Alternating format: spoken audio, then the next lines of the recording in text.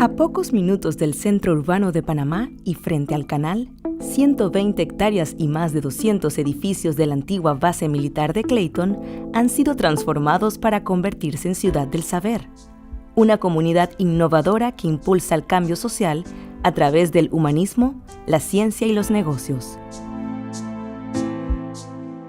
Desde aquí, científicos, pensadores, artistas, así como gente del mundo de los negocios, expertos del gobierno, ONGs y organismos internacionales, colaboran para generar soluciones a problemas locales y globales, teniendo como visión un futuro próspero, inclusivo, democrático y sostenible. Cuenta con una comunidad residente y da también la bienvenida a los visitantes. Ofrece una variada programación de actividades para el público pensada para compartir conocimiento, así como eventos culturales y comunitarios que enriquecen la experiencia de vida en el campus. Ciudad del Saber crea un entorno de bienestar para las personas y la comunidad. Promueve el urbanismo sostenible y la conservación del patrimonio histórico y quiere ser un laboratorio de innovación para Panamá y el mundo.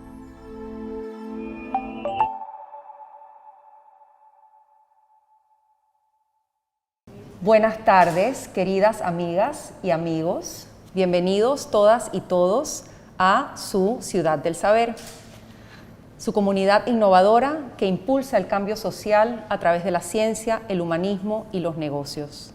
Nos complace una vez más, a través de este hacer de la ciudad, servir de plataforma y espacio de diálogo para que personalidades tan conocedoras de sus temas como las que nos acompañan hoy día puedan conversar y ayudarnos así a todos, panameñas, panameños y comunidad internacional, a profundizar y entender más sobre los temas que nos atañen como sociedad y como humanos. Así que nos encanta en el día de hoy, por organización de nuestros queridos afiliados CIEPS, el Centro Internacional de Estudios Políticos y Sociales, sostener este diálogo en torno a temas políticos, el manejo de la democracia, cómo llegamos hacia mejores momentos para nuestra querida América Latina y en este caso particularmente Centroamérica. Así que con mucho gusto les voy a presentar a quienes nos acompañan hoy día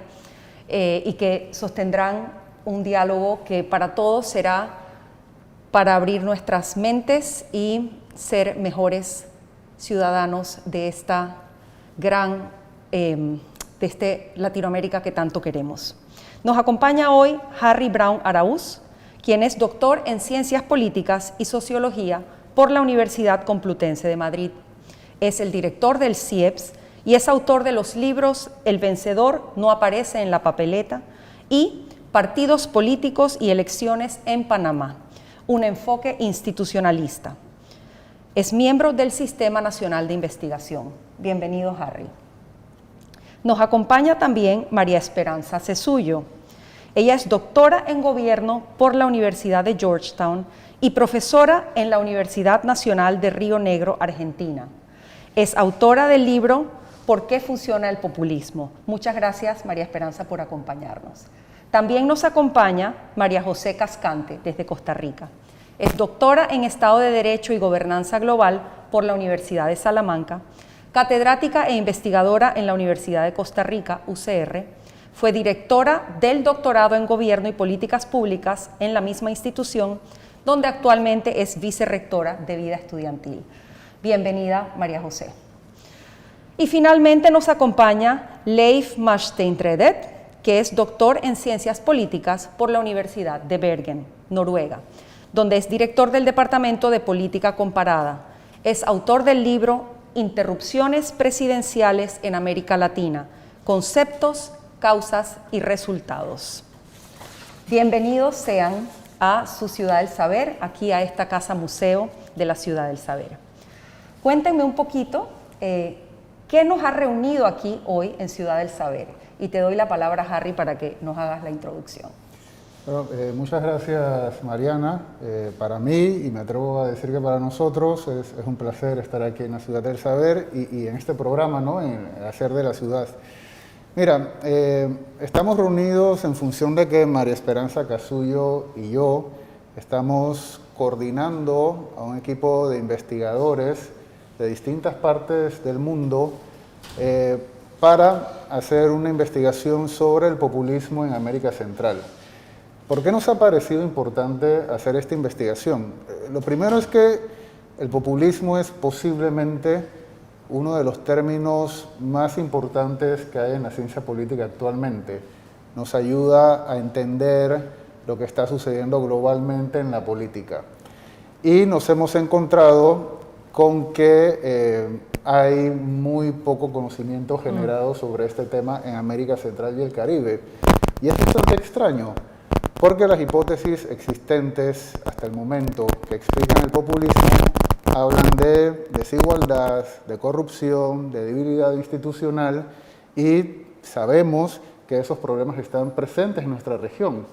Por lo tanto, creemos que hay un conocimiento que generar allí, y pues con el apoyo de la CENACID y habiendo convocado a estos colegas, pues estamos planteando un estudio comparativo para entender cómo funciona esa dinámica en nuestra región. Súper. Me gustaría, María Esperanza, que nos cuentes también como coorganizadora de este estudio un poco de contexto complementando a Harry.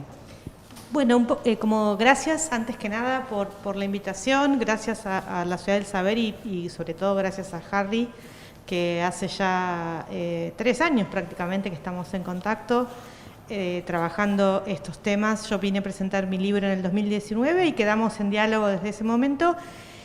Y nos pareció súper interesante el hecho de que el populismo es uno de los 2 o 3 temas en los cuales los politólogos y politólogas latinoamericanos estamos como en la vanguardia global. O sea, es un tema muy de la historia latinoamericana. Cuando alguien dice populismo, en general, ¿en quién piensa? Piensa en un Perón, piensa en, o hoy en Bolsonaro, ¿no?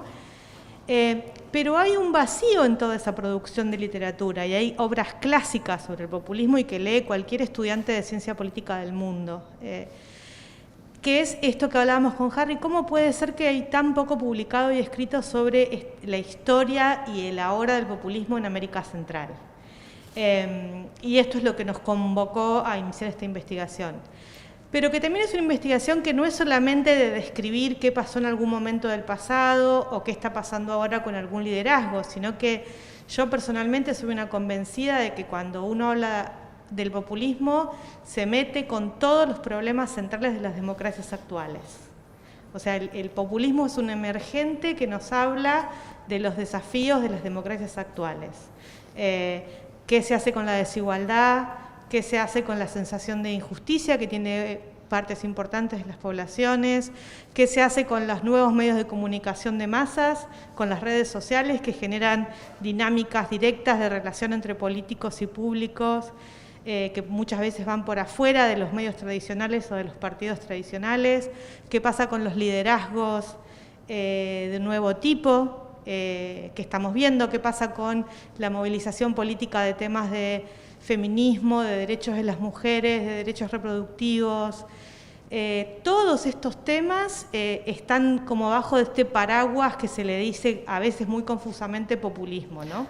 Entonces lo que nos interesa es generar conocimiento que salga de Centroamérica, pero que realmente pueda aportar a una discusión democrática en la región y en el mundo. Yo creo que tal vez para darle un poco más de contexto a todas las audiencias, creo que sería importante, antes de seguir nuestra conversación, escuchar un poco, digamos, el consenso de la descripción teórica del populismo. Creo que sería bueno para ponernos a todos en contexto y luego pasar a hablar un poco sobre los países en particular. Te lo haga María Esperanza, que era expertísima. Bueno, no hay un gran, no hay un consenso universal. Claro. La palabra populismo ya de por sí es polémica. Claro. Y en el 99% de las veces se la usa polémicamente para insultar a alguien o para, digamos, caracterizar negativamente un fenómeno político, ¿no? Pero creo que en este momento particular, si uno dice populismo, ¿en qué más o menos está pensando? Está pensando en un movimiento político, o sea, en un conjunto de personas que se movilizan, que quieren tener un impacto para cambiar relaciones políticas de poder establecidas.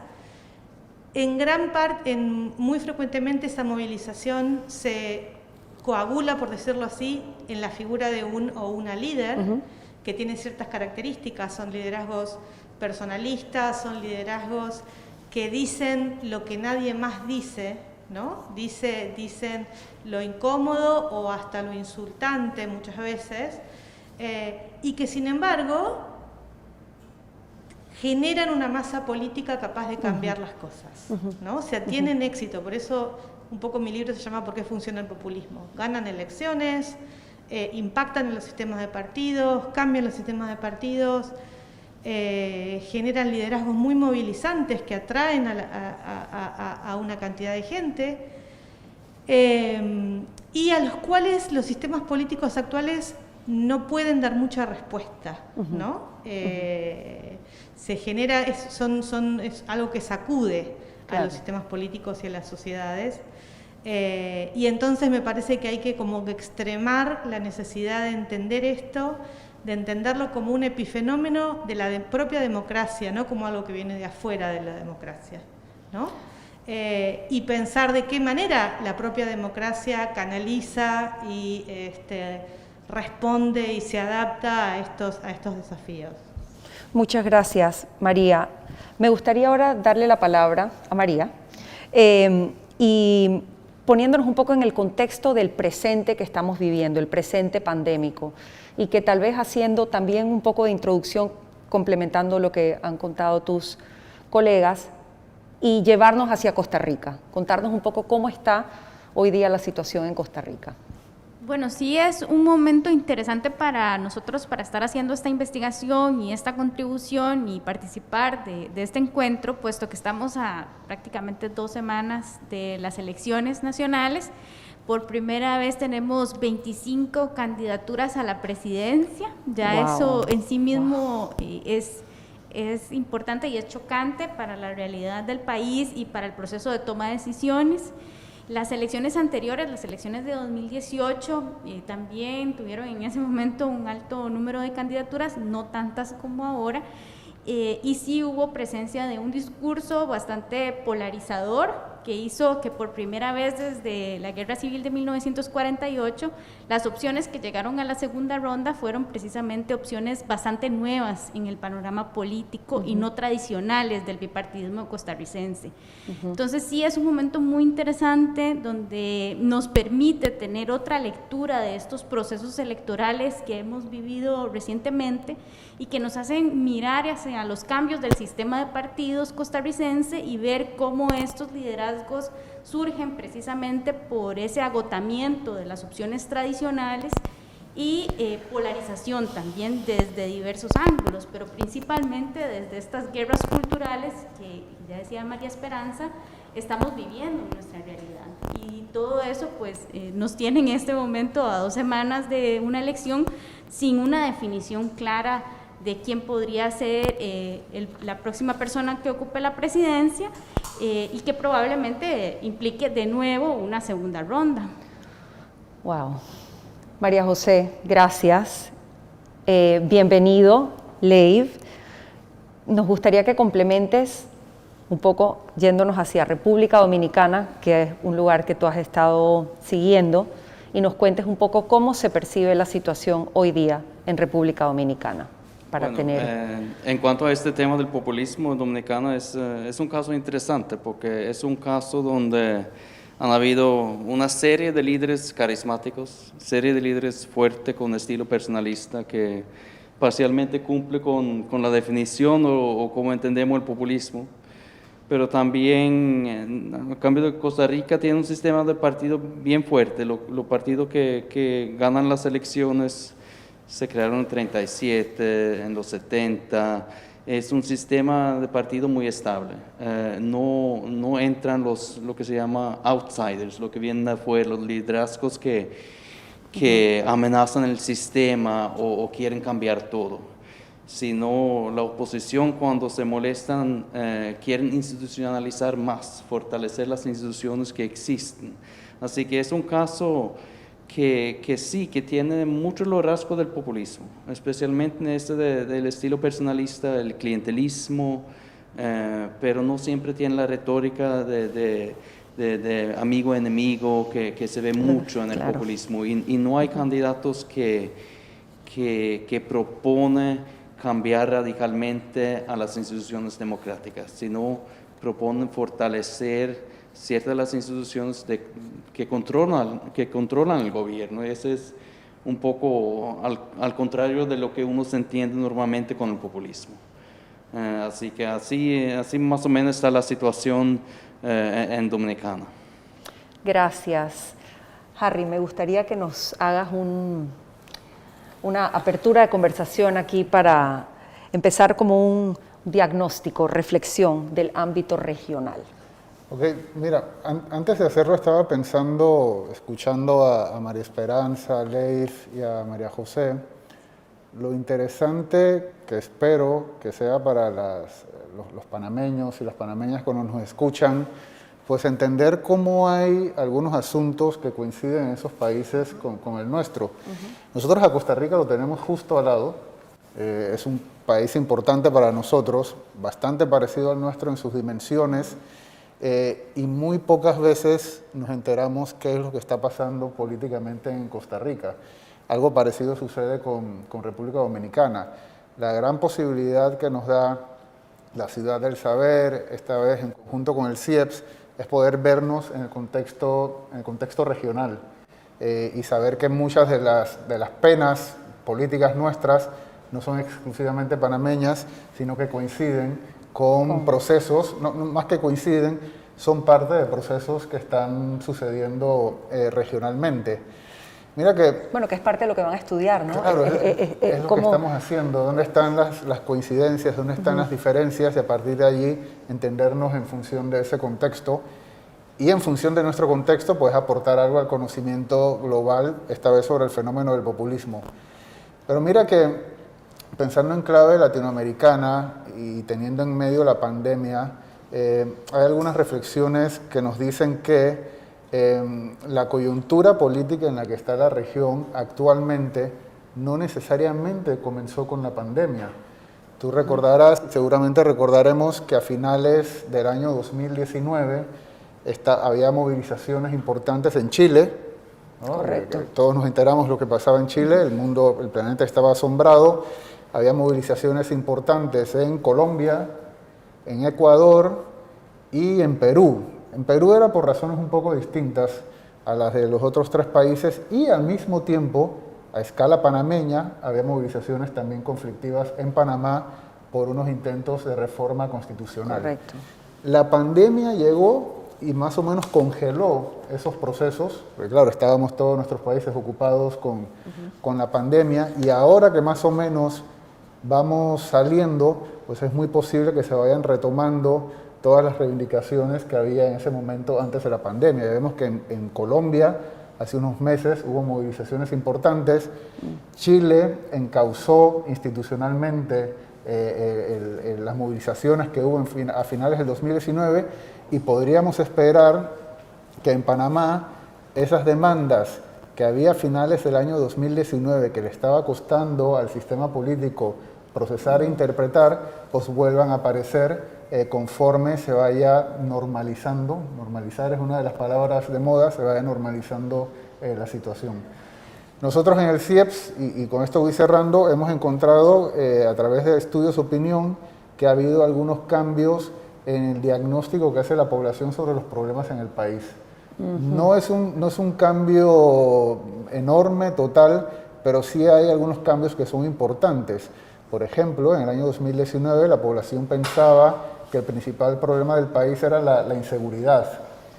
Ha bajado ese porcentaje y se ha disparado la corrupción como el principal problema del país. Y precisamente la corrupción es uno de esos temas que no son atendidos en los países que dan entrada a la aparición de discursos y de propuestas populistas.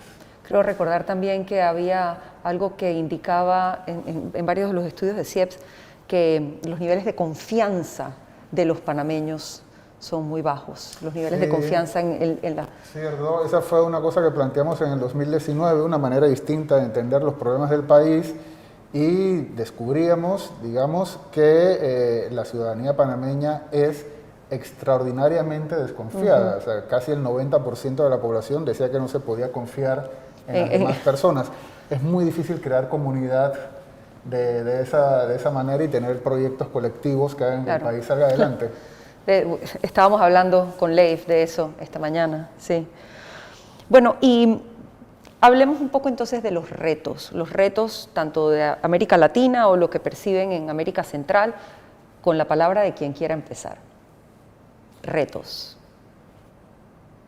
Yo creo que en una coyuntura electoral los retos siempre surgen, ¿verdad? En el caso de Costa Rica, la corrupción también ha estado bastante en los medios. Hemos tenido varios escándalos donde han estado involucrados, por ejemplo, grandes alcaldes que llevan muchos años en el poder, además. Empresas de transportes, de carreteras, ha sido años bastante complejos en ese sentido, y eso, como bien decía Harry, pues hace que la ciudadanía se sienta que no hay opciones en política y pierda esa esperanza en la persona que está ahí, y surgen los dichos de no hay por quién votar, tenemos 25 candidaturas y eso es lo que más se oye. Entonces la indecisión está fuerte, las personas se deciden cada vez más cerca del momento de la elección y cuando se enfrentan a la papeleta se pone más atención en los discursos que polarizan que en los debates, hay mucha desinformación. Entonces sí es un momento donde para mí, para los partidos políticos, realmente hay un reto de mantener su acervo político, y de los candidatos específicamente de buscar apoyos, porque no los tienen. Entonces los partidos ya cada vez tienen más capacidad de mantener una militancia fuerte, y eso claramente es un reto para la democracia en general y para la construcción democrática y la calidad de la misma. Claro, claro. Yo creo que lo que estamos viendo en todos estos procesos que mencionó Harry de movilización de las sociedades latinoamericanas, no solo centroamericanas y sudamericanas, creo que estamos en un punto que tiene que ser de inflexión para la democracia latinoamericana, porque muchos de estos procesos lo que vemos es que, digamos, después de la transición de los 80, durante 40 años, un poco la idea de los grandes arquitectos de las transiciones a la democracia fue decir, bueno, consolidemos la igualdad democrática, consolidemos la democracia y dejemos la discusión de la desigualdad para después, de la desigualdad social, ¿no? Y me parece que lo que estamos viendo hoy son procesos en donde entran en tensión. Paradójicamente para mí es un resultado del éxito democrático de Latinoamérica, que vive un momento de muchos años, de casi el momento más largo en promedio, con retrocesos en algunos países, de estabilidad democrática. Vos tenés sistemas democráticos que se construyen sobre la promesa de igualdad, un hombre o una mujer, un voto, somos todos ciudadanos, somos todos iguales, que están enmarcados en estructuras sociales en donde la desigualdad económica y social es muy fuerte, ¿no? Y me parece que aparecen ahí chispazos, reivindicaciones, demandas, y creo que los sistemas democráticos tienen que generar maneras de poder meterse con ese tema, ¿no? De qué hacemos. O sea, Latinoamérica es el continente más desigual del planeta. Claro. Y muchos de estos procesos, Chile, Colombia, lo que aparecen son, sin por ahí estar en un discurso muy acabado, pero decir, bueno, discutamos, que el sistema político discuta estas reivindicaciones, que discuta estos problemas y que generemos nuevas fórmulas de convivencia social, de distribución de los recursos económicos, nuevas definiciones de justicia de género, nuevas definiciones de justicia de los cuidados, ¿no? O sea, quién se hace cargo de las tareas de cuidado familiar, nuevas definiciones. Y por eso me parece que puede ser un momento extraordinariamente rico si la política se da el trabajo de generar esas definiciones. Y puede ser un momento extraordinariamente de retroceso si la política mete la cabeza en la arena y no se dan estos procesos de diálogo, ¿no? Claro. Leif. Sí, no, yo creo que para muchos los países, por lo menos en Centroamérica y probablemente en el sur también, los retos son similares. O sea, desigualdad ha sido mencionado, corrupción, en muchos países en Centroamérica, el Caribe, la migración. Para Dominicana, el caso de Haití, en Centroamérica obviamente conocemos de la migración de hace muchos años. Y obviamente el reto para el sistema democrático que no está resolviendo ese problema, no son nuevos. María Alejandra habló de la transición democrática y dejamos la desigualdad para después, pues decía hace 40 años, ¿no? La corrupción es la acusación a cualquier político en cualquier país, en cualquier momento, y no se resuelve. Y ahí entonces que hasta, como estaba diciendo, en Dominicano, pues el populismo no es una amenaza, un reto tan fuerte, pero es latente, porque existen esos problemas profundos que no están resolviendo las instituciones democráticas, y antes o tarde va a venir alguien, puede ser populista, puede ser militar, puede ser otro, que va a decir que este ya no funciona, vamos a probar algo diferente. Y ahí está el peligro. Así que las instituciones, los políticos, los partidos tienen que buscar maneras de resolver o atender por lo menos esos problemas. Y ciertos los problemas que mencionamos son internacionales, la corrupción es internacional.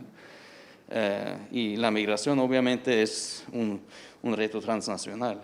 Y hay también viene otro problema para el sistema democrático nacional en general. Sí. Así que ahí son grandes los retos que tienen los políticos, pero también la experiencia, yo creo, en la región es el sentir de que los políticos elegidos no han tomado el reto, no han atendido a los problemas, han quedado ahí. Y eso puede ser un peligro, yo creo, para las democracias de la región. Harry, no sé si quieres añadir. Sí, yo lo que creo, en función de lo que dicen los compañeros, es importante hablar de democracia, volver a hablar de democracia, pero también plantearnos en qué términos vamos a hablar de esa democracia. Tenemos que hablarlo desde las personas. Mira que han salido reportes últimamente y se ven los titulares, cosas como que la democracia está bajo ataque en función de que hay regímenes políticos democráticos que están directamente dejando de serlo o están convirtiéndose en regímenes, como se dice, iliberales. Y yo lo veía y me decía, bueno, pero es que, ¿por qué sucede esto? Es porque la población latinoamericana en este caso ha estado bajo ataque durante, ¿qué dijiste?, 30, 40 años, en las cuales hemos visto a nuestros países generar muchísima riqueza y no generar bienestar. Tenemos, ¿qué nos ha demostrado la pandemia? Con una cachetada, los enormes problemas que tienen nuestros sistemas de salud, ahora que más lo necesitamos, las tremendas desigualdades que hay en el acceso a la tecnología, ahora que se necesitaba que los niños y las niñas siguieran su proceso educativo a través de medios electrónicos, no se podía hacer, la precariedad del empleo, y tenemos varias décadas de estar así y la gente se siente bajo ataque y está buscando por dónde encontrar esas soluciones, están desencantados a veces con la democracia y a veces con la manera en que funciona la democracia. Entonces hay que replantear los términos de la discusión democrática. No es solamente fortalecer instituciones, a veces yo digo que de manera tautológica fortalecemos las instituciones de la democracia para fortalecer la democracia, sino meter en la ecuación a la parte más importante que es la población. Nosotros en las investigaciones que hemos estado haciendo, no es nada novedoso, esta es una discusión antigua, pero hay que ponerla de nuevo en el centro. Hemos encontrado claramente cómo el bienestar de las personas es lo que influye directamente en la visión que tienen de la democracia y en su deseo de apoyarla. Entonces yo creo que ahí el hallazgo es muy claro y es en esa dirección en la que hay que trabajar. Muy motiva, escucharlos a todos ustedes motiva, porque deben haber soluciones. A mí me gustaría que nos cuenten un poquito sobre, digamos, pensando en esta subregión nuestra, ¿Qué piensan sobre esta alianza en desarrollo, la Alianza para el Desarrollo de la Democracia, que están precisamente tratando de llevar a cabo Costa Rica, Panamá y República Dominicana, ya que tenemos a ustedes tres de esas áreas? ¿Qué piensas, María José? Bueno, yo creo que es un primer paso interesante. Creo que el énfasis está puesto en el tema del empleo y en la atracción de inversión para generar empleo, pero creo que hay una posibilidad de también traerlo precisamente a cuáles son las lecciones aprendidas de también nuestros países y, como bien lo decía Harry, volvernos a ver, ¿verdad? Estamos muy cerca y precisamente entre nosotros la cooperación puede vincularnos y ser mucho más sencilla. Yo soy fiel creyente de que el sur tiene mucho que aprender del sur y podemos comunicarnos y generar desarrollo desde otros lugares, como también lo decía Harry, y creo que hay mucho potencial en nuestra región. Creo que todos tenemos que aprender de entre nosotros y sí estoy clara que, bueno, con la generación de empleo, pues se beneficia muchísimo, depende también de qué empleo, si eso contribuye realmente a generar menos desigualdad, pero creo que es un inicio y creo que en ese sentido el inicio es también la esperanza de un potencial que nos ayude a generar desarrollo de manera más integrada. Gracias, María José. A mí me lleva a pensar en el grupo de Contadora, cuando varios países dentro de la región hicieron una alianza para hacer posible, entre esos estaba Panamá, Contadora es una isla en Panamá, para hacer posible la pacificación de América Central. Tampoco hay que dejar de pensar, claro, son estos tres países que, aunque mal que bien, son como los tres países más prósperos de la región, son los países, sería el equivalente de Alemania y Francia en Europa, somos Panamá, República Dominicana y Costa Rica, y no tenemos esos deslices democráticos que sí tienen otros países dentro de la región. Entonces yo creo que es una manera de asumir una responsabilidad, como decía María José, de coordinar y además tener un diálogo, estratégicamente estos tres países, tener un diálogo privilegiado con los Estados Unidos. El cálculo que hacen las cancillerías de República Dominicana, de Panamá y de Costa Rica es que juntos son el tercer socio comercial de los Estados Unidos en América Latina, solamente superados por Brasil y por México. Por México, claro. Entonces es la idea de que a través de un marco democrático y teniendo un comercio vigoroso, pues se puede hacer que la democracia cumpla con la promesa de la que hablaba María José. Perdón, María Esperanza. Qué interesante. María Esperanza, cuéntanos un poco cómo lo ves tú. No conozco verdaderamente esta iniciativa, pero sí creo que primero una cosa que decía Leib, que varios de los problemas más acuciantes de nuestra región solamente pueden ser resueltos con coordinación internacional. O sea, temas de seguridad, temas de delito complejo, temas de migración, requieren temas de medio ambiente, requieren sí o sí coordinación.